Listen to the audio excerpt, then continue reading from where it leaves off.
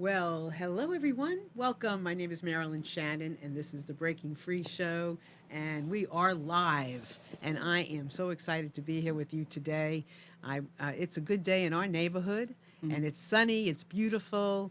And it's almost like a real spring here in North Carolina, so it's very exciting. And just so you know, our show is about breaking free, and so we always love to bring you cutting edge ideas, philosophies, stories, personal stories, people that are doing things so that we all can be inspired to listen, to do something different, to feel something different, to just take on more of life. And we're going to do that today. So before we get started, I just want to say hi to my friend Amnon, who without him, my goodness gracious, I would Hello. not have the show.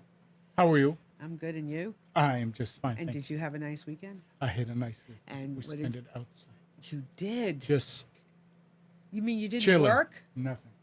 Well, I What is did my that show, like? but What do you do? What do you do I when you don't know. just I sit just out there and do nothing? I don't know. sit around, And just absorb the sun. chat, like you chatted. Yeah, I mean, Kathy and me, and we were just Just sitting had around. fun, huh? Talking. Yeah, Good, good, good, good. it Well, was nice. it was nice, huh? It It was was a good. nice weekend. So I want to give you our numbers. 919-518-9773. Call us whenever the moment, the mood, the instinct, the inspiration, the intuitive flutter, and whatever that is. Call us anytime you have a comment or anything you want to make. And you can also connect with us on computers. That's plural. The number 2K voice. That's you'll come in on voice on Skype. Also, we have a chat, and there are some people in there. So please feel free to go put your name in the little window, below the video and take part in our chat. You can ask us questions again in there and comment and get to know the people in our chat. And I want to welcome you and thank you all for being there already.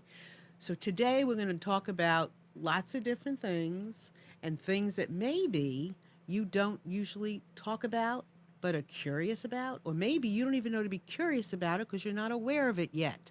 So we're going to take a snapshot, a big light into some areas that are going to be exciting, and I'm going to be curious, very curious, because a lot of the stuff I don't know about, but I have a sense, and I'm sure you do too. So let's welcome my friend, Dr. Tatiana Irvin. Hello. Hello, thank you. Such a pleasure having you. Welcome me onto the show today. This is going to be a lot of fun. It's going to be great. I'm glad you're here. Thank you. As am I. I am thrilled to be here, Marilyn. Thanks. Yeah. So, Dr. Irvin, my friend Tatiana, has written a book, which is very interesting, and it's called The Reluctant Intuitive. So tell everybody what that is. Well, the title gives a lot away, and actually, the artwork on the cover gives even more away to the discerning eye. It is a glass that is half full with water, and it also happens to have a blue pill and a red pill at the base of that glass. So the symbolism is really very much pertinent to how I viewed my journey in writing the book, which was entirely reluctant.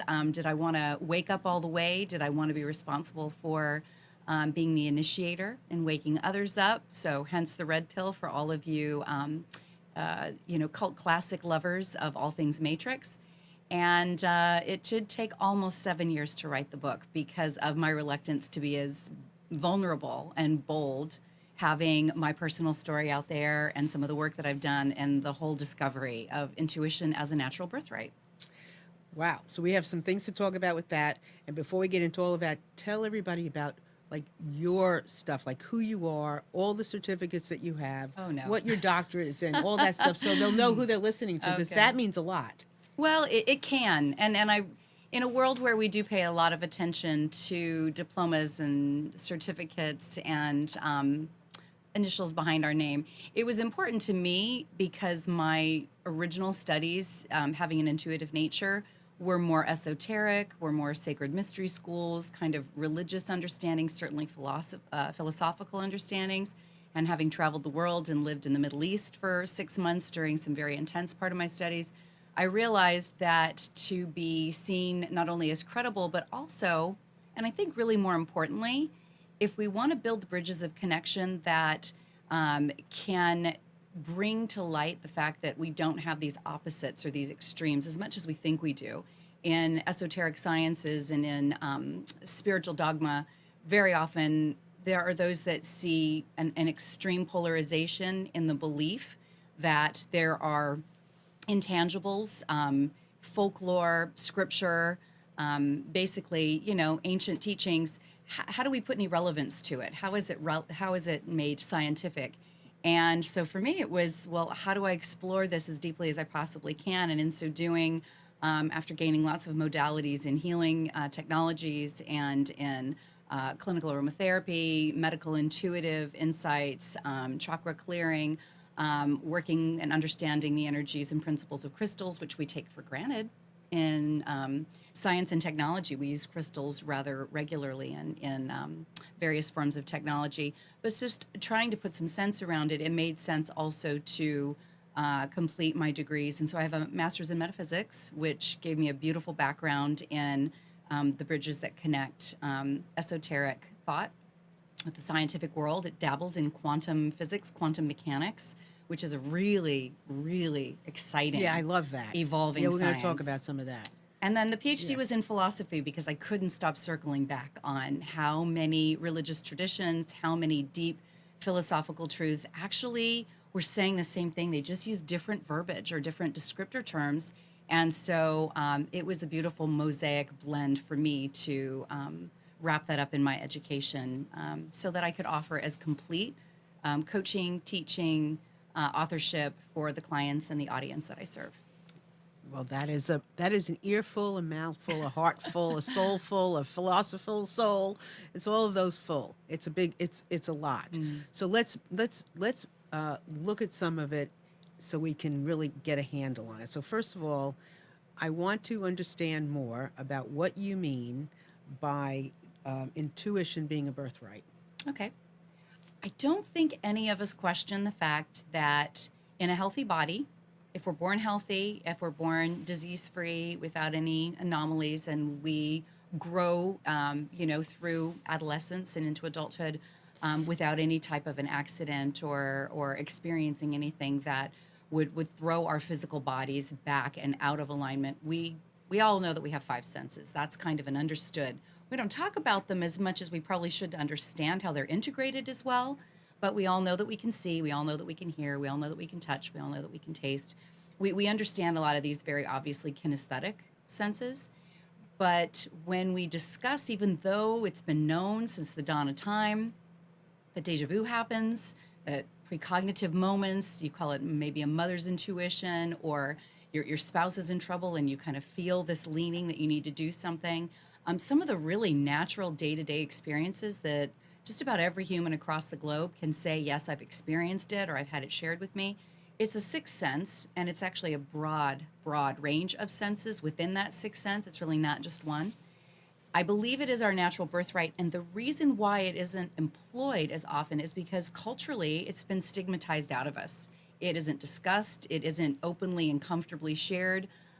We don't address it, in elementary school. It isn't part of our traditions to maybe sing about it or, incorporate it into our childhood practice. It's almost sort of, poo-pooed and put away off on the side as kind of too woo-woo. And that's unfortunate because if we understand, and I hope you don't mind my going here now, if we understand and we've been told in society, since we really understood neurology, that the average person is using less than 10% of their brain. And we hear that and that seems unfathomable. How could that be true? But why is it acceptable to us that we're using less than 10% of our brain? And then what aspects of our brain are actually firing more often is a whole other layer to it. So I would argue if we're really working on developing our brains to the fullest capacity and our understanding and our awareness as to what we are capable of experiencing as human beings in a full conscious state, we will recognize that intuition as an employable skill set is also going to open up new quadrants of the brain or start firing in areas of the brain that up until now have been maybe a bit more latent societally wise. So how would you tell our listeners, or what would you suggest to our listeners in understanding this 10% vaguely, because it's kind of vague, because we don't know what 10% that is. Sure. And what's left. I mean, because it's all part of our journeys. What would you suggest we do, me included, into getting more into it, in opening up that Yeah. consciousness more, and then when you do, what do you find? Well, that is such a huge question, Marilyn, and I want to upfront say where my area of expertise is. I run a degree of confidence, but what I am not is a specialist of the brain. I am not a neurologist. I'm not a brain surgeon. I have a lot of respect for those that go into that field. What I will tell you that I have learned throughout my entrainment, both through studying and facilitating in meditation, in a lot of deep focus in bringing the hemispheres of the brain more into cooperation with one another, because we know that our left and right hemispheres have a tendency to sequentially misfire. Working with hemisync, binaural beats, guided meditation, my own meditational entrainment that has a lot to do with focus and going internally into the body for reflection, and also conscious, intentional thought and emotional and even cellular wellness protocols, and the intuitive work that I do in session, being able to still the mind and be able to see with the internal eye, has shown me that the level of our brain that we are using most of the time, or I should say the areas of the brain, fight and flight is coming from, old reptilian brain, or what they refer to as kind of the back here and occipital lobe. And as a clinical aromatherapist, they taught us that stores and facilitates mood and memory. So when you smell something that reminds you of your grandfather's cologne, it immediately takes you back to being like 8 years old. That is an immediate direct impulse that it takes you like a clear shot, like a roller coaster ride, directly back into the last place with which you experienced that memory. It sets a mood for you. Smell is huge for old reptilian brain or lower brainstem. What we're told is that also the hypothalamus, which is responsible, again, speaking only within the edge of my expertise on this, is responsible for the creation and the drop of neural peptides that we know through some study in neuroplasticity is something that we can become addicted to, like a drug. We know that we have norepinephrine and dopamine and other brain chemicals that make us feel good, and we know that a deficit of those generally make us feel lousy, make us feel flat. We experience, depression, even clinical depression. So the hypothalamus and our addiction potentially to states of consciousness, whether it be, the victim, moments of rage, those that have a strong sex drive that kind of need to feel certain hemispheres of the brain to be focused on that expression coming out for them, we can become addicted to our own neural peptides and the hypothalamus, and that can be a misuse of how our neurons are ultimately going to fire, because the adage is what fires together wires together. So apoptosis is this whole other thing that we're starting to understand, which is ultimately cellular death. If I am not firing from a place in my brain that is positive and forward thinking and optimistic, but I'm stuck in any kind of a regimen that has me feeling guilty or shamed or victimized, then I'm actually dropping neural peptides that agree with that and ultimately getting into addictive states with it. So neuroplasticity kind of plays into it. And I've studied that to a degree, and understanding that where really are we when we are in an optimal forward thinking use of our brain. And apparently all studies seem to conclude that would be in prefrontal cortex. So right here. And what's great is about having studied the esoteric philosophies is that would be considered by Eastern traditions and Eastern philosophy to be the pineal gland representation of the third eye. And when we're in a forward thinking and a forward optimistic, innovative, visionary place in our lives, we have a tendency to be feeling more positive. We have a tendency to be achieving our goals.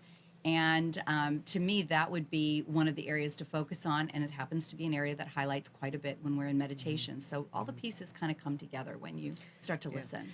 Right, and you're not gonna be there from just being from going from your head.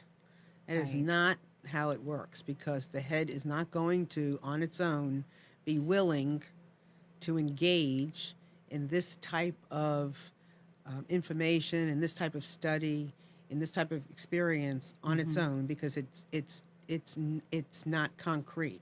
So we will have to depend. It's going to be like back and forth, back and forth, back and forth. It's going to be okay. Heart, all of the esoteric, all of that stuff, up to the brain, back down, back up, back Right. down, back up, back down, back up. It's going to be like that, I Sure, think, right? sure. Well, that you Yeah. just mentioned, that's So, the cycle. Meditation isn't all that's how about it- being in your head. As No. a matter of fact, it's about recognizing you're not in your head Exactly. or limited to your head. You really need to be in the breath, which is engaging the whole body, Right. in your heart, where you're sending out goodwill to everyone else. You're releasing anything that's stuck and isn't yours and are no longer serving you. So Yeah, absolutely. and so it's a coherent state. It's in this balance, this marriage between the heart and the head, and practicing Yeah. what it feels like and you hear this all the time, but what you feel, and I'm sure you hear this all the time. What does it feel like to really be leading with the heart Yes. and allowing the heart to be, in a lot of cases, the dominant brain, right? Driving force. The driving Yeah. force, and then allowing your other head to have its parts, but to kind of keep working on that heart. So Absolutely. so for you in writing this book, what was your biggest learning lesson experience, and certainly the freeing portion of going, what you said, 7 years, right? Did you say 7 years? Almost 7 years to to- publishing. Yeah. Right. So exactly. what for you, and as we do these things, we learn so much, for our own self. So what did you what was the biggest gain for you? You know what, Marilyn? That is still forthcoming. Because Okay. I'm going to tell you, when I began writing the book, my practice was really on a very sharp trajectory to being full and very successful, sustainable, great clients, and amazing referral and turnover. And by the time I got to about year 6, dragging my feet and, do I really have to write this? Because I really felt internally drawn and then outwardly encouraged by colleagues and former clients to write it. I realized that the only way to do that was to kind of let go of what I'd built with my practice and just trust that it would rebuild itself when it was appropriate and get the message out there that would reach far more, of course, the universe permitting, it would reach far more than I was personally able to do in practice. So I'm just in the beginning of the launch with that right now with my publisher and with a marketing and media campaign. But being at an event just this last weekend where we had the opportunity to engage and speak and share on our mutual writings, I had 2 people come up to me immediately saying, "Hey, I read your book. I heard you, on your webcast here, or I saw it over at the local bookstore there."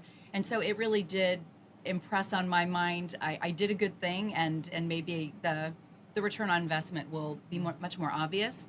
And certainly it feels wonderful when someone tells you that you've made an impact on their life. So Right. it's still coming. Yeah, it's interesting when that happens. I had a woman just stand by my table, and I didn't know who she was, and I was just starting to talk a little bit about my book.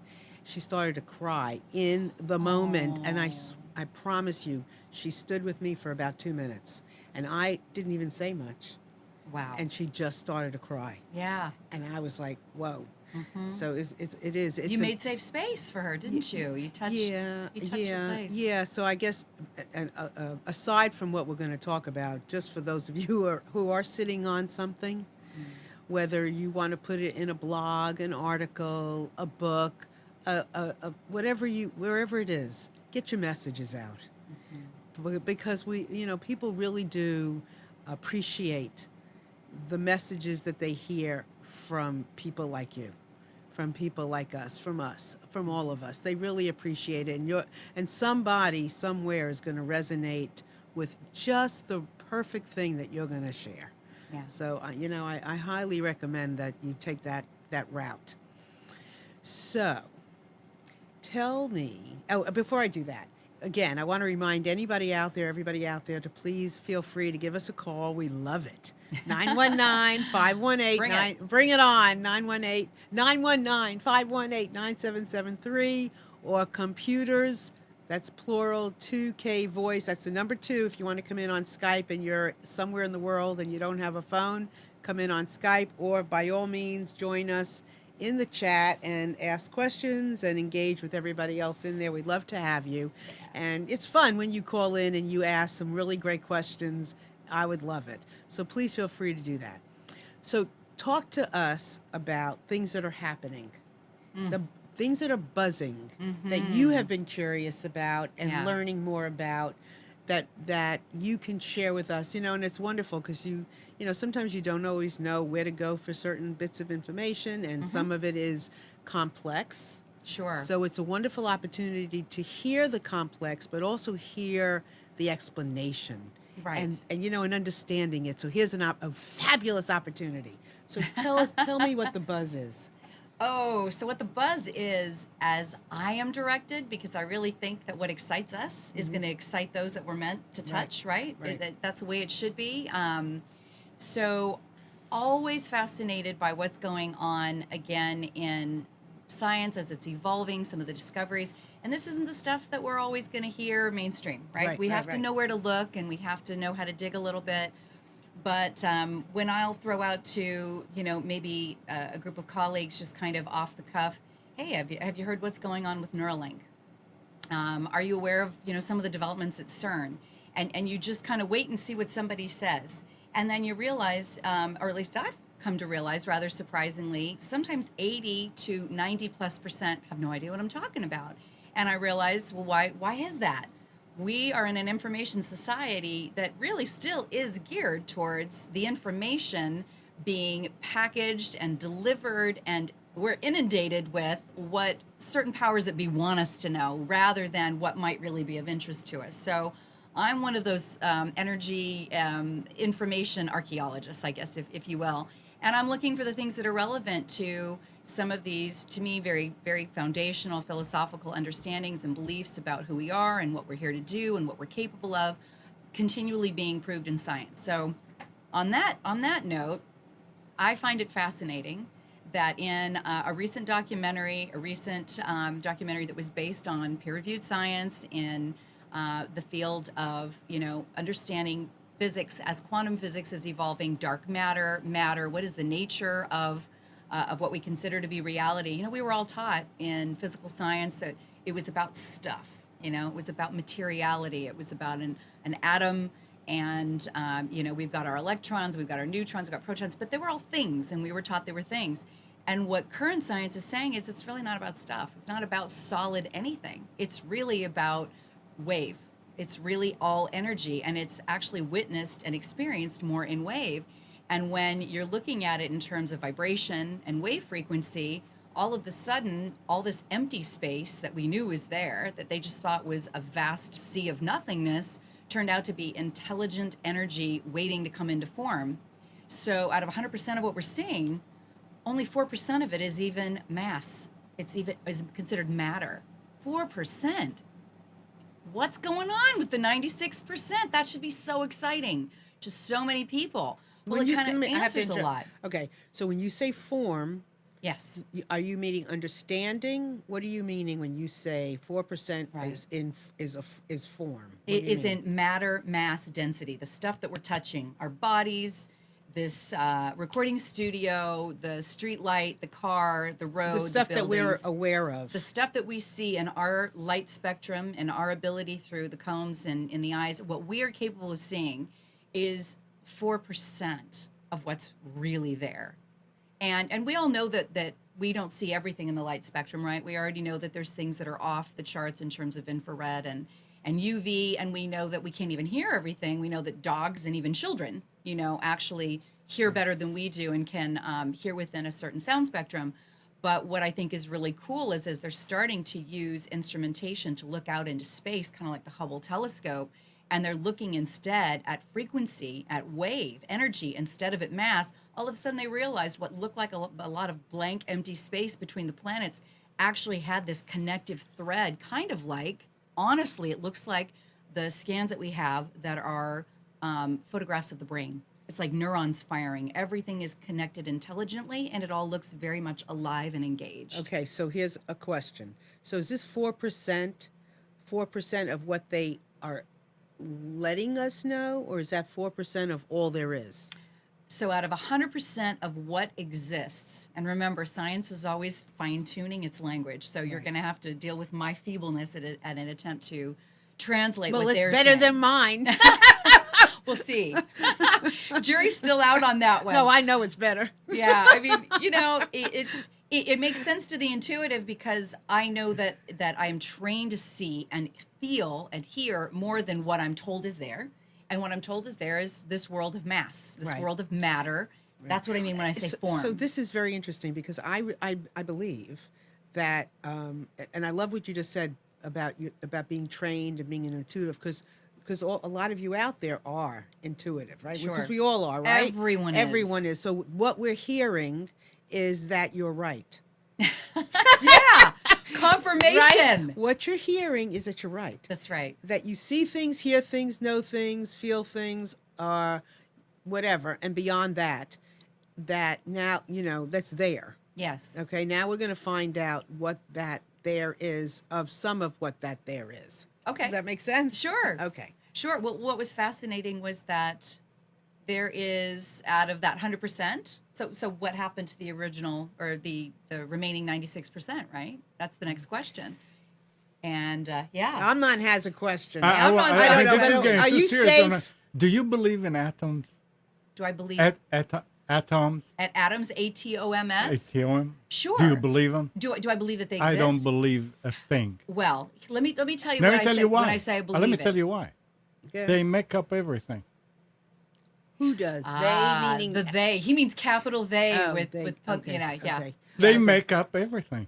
That's why. So don't believe in them. It's a great play on words. Are It you is. catching his humor? No. I'm catching. Tell me what he said. Amnon told a great joke just now. Okay, and at I the same missed time, it it. was a provocative comment. I Okay. really like it. What was it? Because I missed it. What is everything made out of? Okay. There's atoms in Everything. everything. Right. Okay. They make up everything. How can you believe Oh. them? See, he Got caught us. it. He Okay. caught Took us. me Never twice. mind. Okay, Yeah. I got it. Thank you. Now I was getting serious. No, I mean, okay, but I could go into that too, but that was a good point. Good one. That was a good one. So, all right, go ahead. Well, I'm just revisiting that 96%. Yeah. Current quantum physicists are now asserting, and we've got a lot of implementations we can talk about as to what the technology's advanced to get to the point that they can make this assertion. But we know that they can backstep with science. Science is hopefully not so arrogant and rigid that it doesn't realize that it actually, replaces itself rather frequently, right? Absolutely. But they're saying 20% is dark matter, and that an additional, 70+% is just dark space. It's kind of a void. What's fascinating is the instrumentation, and they did literally put a filter on a photographic lens for the Hubble spacecraft, and they focused on a certain point in space, and I can't tell you where it actually was in the heavens because that was less relevant. It had more to do with the fact that it was replicable no matter where they shot the camera. Mm-hmm. That when they weren't looking for things, when they weren't looking for the 4%, the matter, in trying to demonstrate what is and what isn't, but instead just looked at it at the level of a wave. Right. All of the sudden, the space was completely full, and that dark matter and that dark space started to represent itself as this amazing, it looked kind of, again, like looking at a brain scan with the neurons of the brain, if you're familiar with Daniel Amen in the Amen Clinic and looking at PET scans and CAT scans. It was like looking at all of this electrical neuron firing of the brain, and that's what space looked like. And they realized there's a lot going on out there that when we're so limited by what the human eye spectrum can see, and we think it's all about what's going on in our heads instead of so much more of how far out of our bodies we actually exist, which is measurable too, then there's a whole new field of study to start taking a look at, and we're not limited to what we can see anymore. Mm-hmm. It's pretty cool. And where is this being done, this work? A lot of this work. Oh, you know what? I'm not going to refer back to all of the magazines and articles, but what I will do, because I think that something really fabulous has been done for the layperson, and I'm referring to myself when I say a layperson. Well, and that's how I want to know. Sure. Yeah. I would recommend to any of your viewers to go and please do not pass go, do not collect $200. Go subscribe. Try a free subscription to Gaia TV. the way that they bring all of these documentaries together, some of the real hard and fast science, a lot of the archaeology, things that are out of place with, the timelines that we've been given for the evolution of man, for the evolution of civilizations, what's going on in space, what we are capable of in terms of really being limited to this reality, and why sometimes we experience alternate realities and what that means, which gets into some other science that's evolving, like I mentioned with, CERN and quantum computing, for instance. I think Gaia has done an amazing job of packaging it in bite size, really deeply informational delivery systems in their documentaries and in their in the shows like this, where there's great interviews that are going on, to piece it together so that we've got a good contextual place to start in understanding what's going on. What about locale? Are there certain areas that are showing more, um, showing a strong impetus to be doing this kinds of work? Is it California? Is it Right. Europe? Is it, where is it being done? Where are these brains? Where are these people that are recognized that if they don't look at this space, they're going to see something? Because that's basically what you're There you go. saying, right? There you go. If they don't look, that's when they're going to find something. You have to understand that. Yes. So where do you see these people? Where are they? Well, it's becoming increasingly more public. I mean, I could tell you, of course, within various government organizations, it's understood. So DC is a big hub. But there are a lot of technological minds and a lot of forward-thinking minds, yes, on the West Coast, up in Silicon Valley. I watched a really profound and honestly, it was kind of a ground shaking, beyond groundbreaking. It was a ground shaking TED-style talk by a gentleman that is one of the founders of a company called D-Wave in Silicon Valley. His name was Geordie Rose, and that's Geordie, Rose, Rose.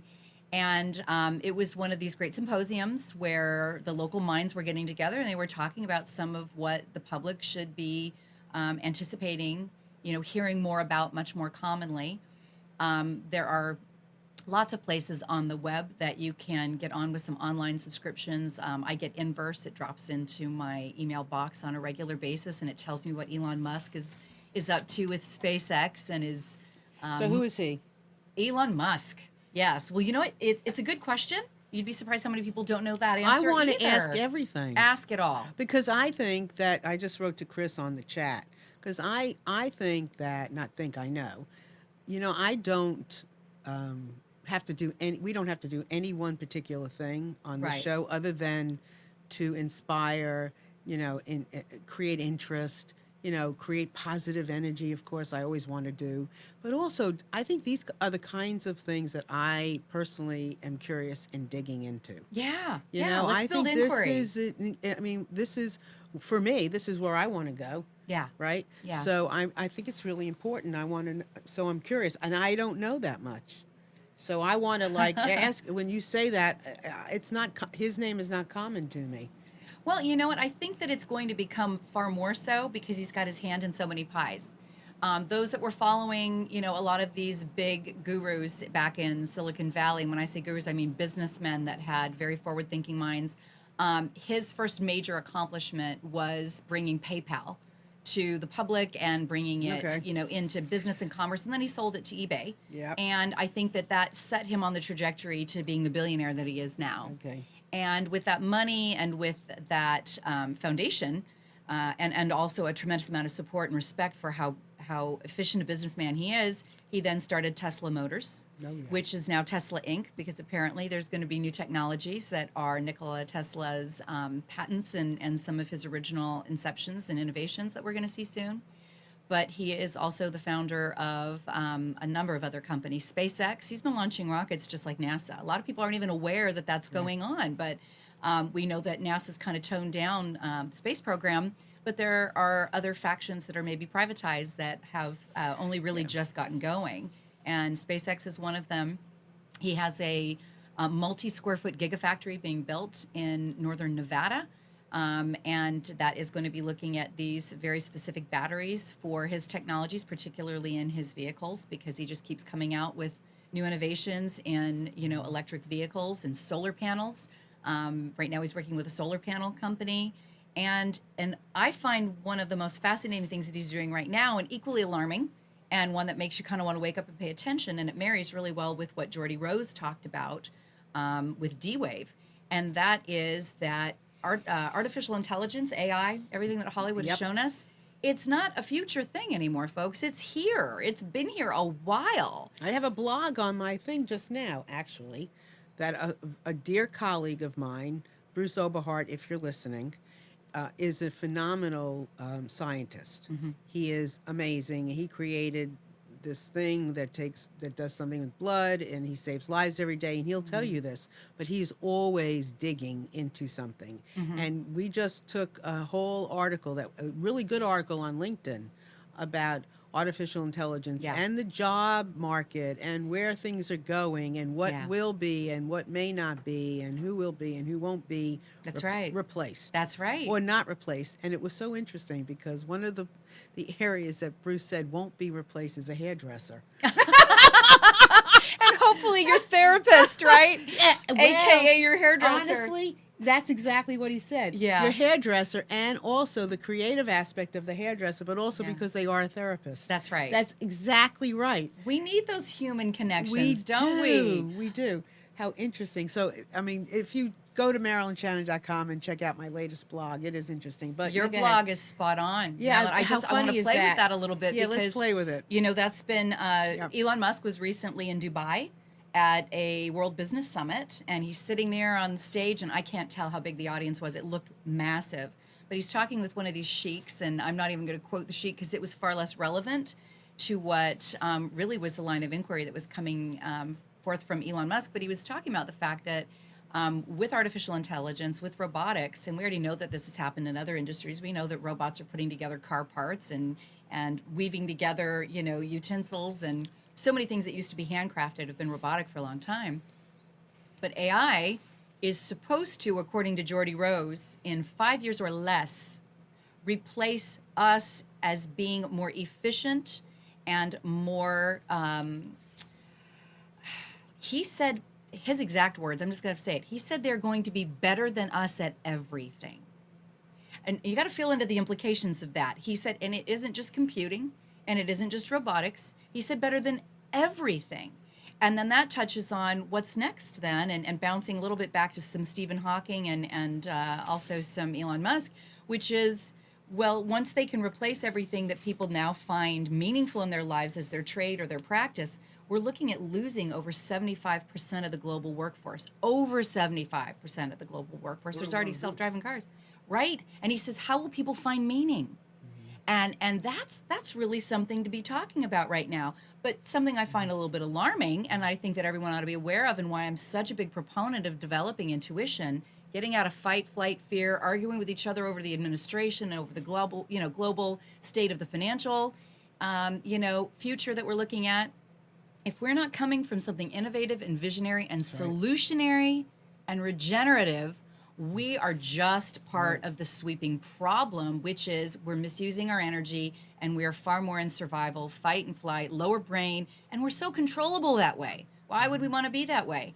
So if they're heading on the trajectory that they appear to be, both Jordy Rose and just even Elon Musk as really good points of reference, they're building with Neuralink a neural lace. It is innovation right now. It is in the works that is supposed to either be surgically inserted into our bodies or inhaled. I think they've talked about inhaling it.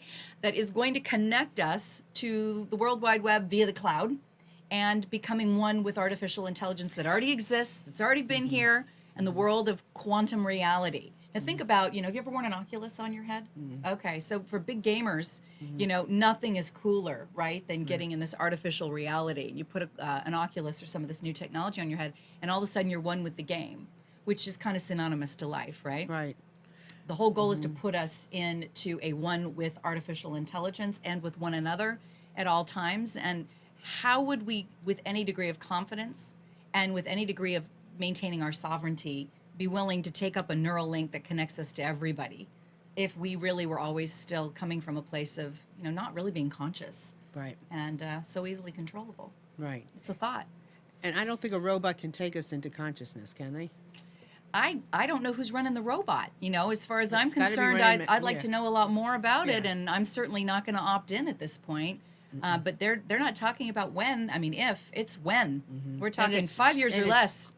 it's soon. It's very, very soon. It's Very, imminent. very soon. It's imminent. People are already getting chipped around the world, little size of a grain of rice under their hands, and they swipe their little Apple Pay. They swipe their little, ID badge, and so the integration in becoming a little bit more on the cyborg end has already begun. Yeah, it's funny because when something comes up, I don't know. Sometimes I just don't know if it's real or not because it's so probable that it can be real. And somebody sent me a video of a where they were like dialing their hand, Yeah. Yeah. and I wasn't sure if it was real or. I mean, seriously, I didn't know. Yeah. Because it's happening so fast. How do I know? But what I do know, It's What? backwards. what is? It's, What do you it's, mean? It's. I mean, if you have it in your hand, you should not have to dial it. Good You point. just think it. That's right. That's That's neural well, lace right there, based on what they're That's saying. true, Yeah. actually. Well, that's really something. Well, it's all so fascinating to me, but again, the intuition. Yeah. Can we?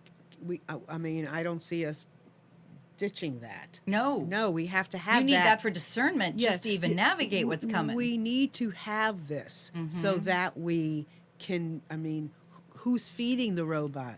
Who is creating all this? I Who mean, writes the software? Yeah, I mean, that's it's right. it's Who got- writes the viruses in the right, software? Exactly. So it's fascinating. Okay, so before we go on any further, I'm just going to say 919-518-9773. Here's a chance. What do you know? What do you know that we have either talked about or haven't talked about? Because please, I'd love to hear it. That's right. 919-518-9773. What have you been reading? What have you been witness to? What have you heard? What are you questioning? Give us a call. We'd love to hear from you. Or computers, that's plural, 2K voice. Before we go any further, tell everybody where they can find your book, the name of your book, do a little bit of that lovely Great. marketing. Great. I will do a little bit of promotion here. I am the author of The Reluctant Intuitive, which is also in subtitle, A Soulful Confession and a Practical Guide. Because it is really about my telling my story, waking up to my intuition, or waking up to the fact that it was already kind of up and running, and trying to direct my life, and trying to build language around that, and an understanding of where there were others that I could study and build off of it and expand. And it's my goal to bring that through with all of my clients as they're interested, of course. When they come and see me, I don't want to be seen as the intuitive guru. That's really not what I am. I don't consider myself a medium or, a psychic. I consider myself more tuned into my intuition than some, and a guide to be able to bring others more into their intuition, which I believe, yes, is absolutely our natural birthright. Parts of it fire with the brain, but are you limited to the capacity of your brain? No, absolutely not. We just know that certain parts of the brain fire when we're in lower brain, when we're in just the mechanisms of day to day, or when we're in a stress place. We're really working with the lower faculties of the brain. We're not coming from a place that is going to keep us positive and forward thinking and have our neural activity be really making us feel good because of the biochemistry and the neurochemistry that we're having. So go to www.thereluctantintuitivebook.com. And I have a local practice here as Dr. Tatiana Irvin, and it is www.drtatianairvin.com. So Happy to have you. do you think that there is something beyond intuition? Tell me what you mean by that. I don't know. I'm hearing this message that intuition, because it does change, right? You can have intuition about something, right? Sure. And then it can shift. It can change. It can grow. It can change. The day changes. You know what I mean? You can feel something for today, It's malleable. right? And then it can Yeah. change. So I feel like there's something that's a layer, that's a level. What is there to tap into beyond that? I mean, I don't know. I'm getting this message. I don't know if it's what it means yet, but I'm just curious what you might think. Well, I think that for the sake of developing it as a practical skill set, I think it's pretty safe to be able to get a firm grip on intuition being such a broad range of implementable skills. Clairvoyance, clairaudience, clairsentience. We've got people who can do telekinesis. The ability to communicate mind to mind, soul to soul. There's a wide range. God touch. I mean, I've got actually an intuitive assessment that is part of my book, and it's on my website. And for interested parties, I'm happy to send it to them complimentarily, because you need to know, where am I and where do I want to take this. But what you did say, and what I thought was really cool, is that you may get an intuitive hit one day, and then you find that that intuitive hit has led to or morphed into a different answer maybe the next day, or the reality that you kind of saw coming isn't what happened. And that hits on two things that I think would be really fun to chat about if you want to go there, Marilyn. And one of them is, we're actively co-creating every single day. So sometimes using our intuition will help us, zigzag around something that might have been a trajectory that we were headed on that was either in our best interest or not in our best interest. And we made a different decision, and we actively co-created differently. Right. But getting back to science again and this cutting edge stuff, we know with quantum computing, and according to Geordie Rose, these quantum computers breach through the parallel universes, which he states very emphatically. I really recommend people watch this talk on YouTube. He says they can exploit the parallel universes that are as equally real, detail for detail, personality for personality, is what we're experiencing right now. And there are those, if you run with the idea of reality shifts and quantum realities, that you can actually choose a different reality that you may want to be in other than the one you're in. So it's beyond the law of attraction. It's beyond, godlike co-creation. We're talking, I don't like the planet Earth version I'm on. This is like right out of, Marvel Comics, DC Comics. Any of you people that love The Flash, the Hadron Collider in Star Labs, they've got it. It's called CERN. It is in Geneva, Switzerland, and they are absolutely colliding particles, and they have already identified what they consider to be the God particle. They named it the Higgs boson. I don't know what scientists blended their names for that crazy name, but they're calling it the God particle, and they believe that they can create a singularity or a breach in the space-time continuum and in layered parallel universes. This is mind-blowing stuff. So how much control do you really have over your life? We don't even know yet, but the implications are enormous. Right. And without intuition, we're flying blind all the time. Yep. We're flying Yep, blind. Yep. And then you have, and I'm not sure, we don't know where everything, there's no like, this may be first, this may be second. It's just all there. Dive in where it's It's comfortable. just dive, yeah. So there's Yeah. the what I read, conscious coherence or collective coherence, and where you're just where people are just right there on the same, at the same Yeah. time, in the same way, in the same moment. Get it. So there's some questions a question on the chat, but before we do, I just want to remind everybody to please follow this show on iTunes. Just go to iTunes, a Breaking Free show. You'll see my picture because there's other ones there, and the only way you can know if it's me is there. So go there, follow us there so you can, be aware of the shows that we do.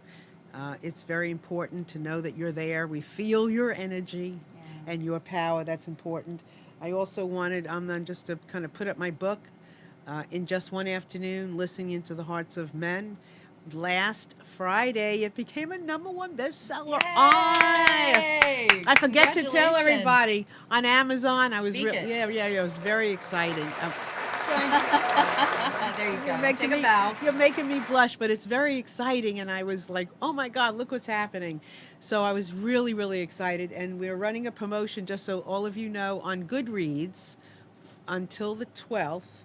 We're going to be giving away 10 books, so if you're on Goodreads, please go there. And the fun thing is, I looked at it this morning, and believe me, I'm flabbergasted by this. This is just like, I have no way of gauging, but I'm just flabbergasted that there was 153 people who requested to be part of, I think, the promotion on Goodreads. So I was really excited. Phenomenal. But it is. Look, it is phenomenal, and I want to support you. Like Tatiana and I want to support each other. We want to support you in doing these things. That's right. So please go to get our books, Amazon. You can get ebooks. You can get books, and just let us know your thoughts. So here. Barbara, says she refers to her intuition as her spirit guide. And when she lets go and trusts it, it always ends up with what she wants or needs. Okay. But when she starts questioning or overthinking something, then it seems to be lost. Well, uh-huh. So how does she stop fighting it? How does she stop fighting it? Well, I think the truth of the matter is there are so many techniques now. And Barbara, I mean, you're in great company. We're all working on really allowing ourselves to settle in to that knowing and not be redirected back to how we've all been entrained. We've all been entrained to believe the truth is out here. And the teachers, the professors, the experts are out here, they're out here, they're out here. And the truth of the matter is, intuition isn't out here. Intuition comes from within. We're all sharing it, we're all running it. If in the moment that we're there to make a decision, if we recognize that heart, you talked about the heart and the head connection, you know, Proverbs 23:7, this is religious philosophy. As one thinks in their heart, so are they. If you're making choices that are always from external dictation, proof, evidence, expertise, you're really not running your own intuition. You know the difference in the way it feels because you can feel it. You're feeling as opposed to over cerebralizing that idea, that concept, that decision. So you got to bring it right in here. And when your body feels good, when your heart warms up, when you feel those tingles or whatever your sensation that you translate to be as being I've got the connection now. I've got my intuitive side. I'm working with prefrontal cortex, pineal gland. I've got heart. Guidance is coming through. I believe in a support system. There's no question that we all have one. It's another topic for another day, but it's there. That's how you know you're making a decision based on the fullness and the wholeness of your faculties and your support system instead of from where we've been trained. Somebody else has got the answer, not you. Yep. And if it's in your best interest, you're going in the right direction. Sure. If it's not in your best interest, then it's probably your head. Or somebody Alone. else's head. Or, yeah, it's a head Yeah. alone. Right? It's not Exactly. what we're talking about. So that's a very good question because that's a lot of everybody's question. And then Nancy says, I always have learned to remain curious. She said, curiosity can't allow internal arguments. Right? And being curious means you're also not running from fear, running your energy from fear. Because curiosity is the only way to continue to question authority or question reality. And now that we know that reality is this flexible, it's this mutable, it can be interpreted differently. We already knew that, but apparently it can even be altered. Staying curious and not being afraid while you're investigating is the best place to start. Yeah, you can't, the arguments, you can, and actually, you can change the word in argument in curiosity to just being more curious. Right. Really, because it's curious. Well, this isn't happening. Well, it's curious because you're going to change how you're thinking, feeling, going forward. So it really can't be a kind of a bad argument. It's just more curious. Sure. So that's a really great statement. And we've got a few more minutes. So anybody else out there who would like to share more on the chat, give us a call, 919-518-9773, or computers. Again, computers is plural, the number 2K voice, and then, come on in on the chat. So in the last few minutes that you and I have together, what conversation would you like to leave us with? Well, Marilyn, I think the fact that we're both doing the work that we're doing, which really brings people back to a conscious place of being, like you said, curious, inquisitive. We're opening up lines of inquiry. We're reminding them not to get so stationary, so predictable with their lives that we have a false sense of safety, that as long as I do this, as long as I do X, then Y is going to be taken care of. I think it's been proven that's not true. It doesn't matter whether we're talking about financial crisis and bank bailouts or I voted for so-and-so, but somebody threw, the primary. We all know that there's a lot that's going on that we don't have a lot of sovereign control over. But what we can do and what we should start with doing is keeping the inquiry open about how can I be directing my life? How can I be more in control and more reflective and observant of how I'm impacting the whole? Right. And then, of course, with that inquiry, how could you have come across, this amazing book that's just gone if you hadn't taken the time to ask some questions and get people being reflective. It's all about being reflective. You know, it's so interesting because so many people, you know, in just one afternoon listening to the Hearts of Men want to know, well, I mean, the same question, how did you get men to tell you all that they told me? Right. It's no different than talking to, they were no different than talking to anybody. It was the inquiry. Yeah. It was the curiosity. It was not having the answer. It was respect. It was all of those things. And that is the recipe Yeah. for doing what we're talking about, Yeah. is just to like allow it to be. That's it. Yeah. Just, I don't have the answers. I might have an answer for a moment for this, but then I am not attached to that answer because I know it's going to change. That's right. Right? So you just keep being curious and read some of the things and watch these videos, because I am, and I'm going to start having more and more people on this show that are going to be talking about these things and opening more and more of this conversation up and helping to educate us, because I find personally I learn a lot when I'm sitting next to somebody or when they're on Skype talking to me, you know, and we can really dissect some of this and get into it. So I'm going to do that with you.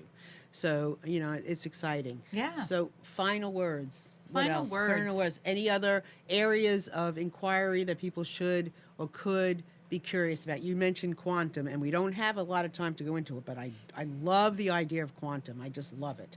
So Wow. so touch it. Just touch it. Well, so quantum physics, metaphysics, it's what's beyond physics. And there's a whole lot, it turns out, beyond the structure of physics. The observer is always affecting what is being observed. The observer is always having an energetic impact on the experiment, the laboratory, whatever. Really, almost nothing's replicable without some Right. change. Right. And I would have the curiosity be married, if I can just throw this in, Marilyn, with some fun, with some lightheartedness, because the truth is, if we start chasing one conspiracy theory after another, or we start, you know, finding more reasons to draw lines and boundaries around ourselves and they and them and who's the right and who's the wrong, I think we're kind of losing the point. Are you in joy? Are you building up anabolic or catabolic energy in your body? Is the solution coming forward in your life to make your life richer and better and for everyone around you that you care about? And hopefully that's everybody over time. But it's to be enjoying the process of inquiry as well, rather than digging in, looking for who to blame. Yeah, it's honestly having a sense of humor. Going Yes. through this is a riot. I mean, it's a riot. I mean, the things that you discover, right, when you're willing and open and curious and, you know, is great. Yeah. It's great, isn't it? It's Absolutely. great. I mean, the people that are attracted to you, the people you're attracted to, the information and the things that happen that you thought was going to be something else and became something else and all that Right. stuff. It's a riot, Yeah. and it is fun. It is fun to Should be. discover. That's the 5%, the 6%, the 10th, to be a part of being a fly on the wall and just observing and enjoying. So I want to thank you so much for being here. Oh, such a pleasure. It was fun. Yeah. It was fun. Lots of topics we barely could even touch on, but a good time I just bringing them to know. light. It was fun, wasn't Yeah. it? Yeah, so everybody out there, thanks so much for being here. I'm Nun. You too. Nancy's saying, embrace the snark.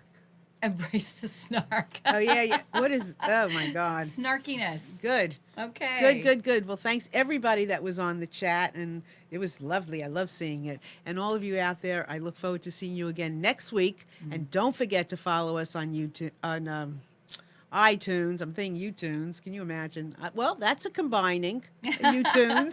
There you go. You knew what you meant. That was a little Freudian, not slip, but a good thing. So anyway, have a wonderful day. I'll see you all next week. Thank you. Thank you, Marilyn. What fun. Bye.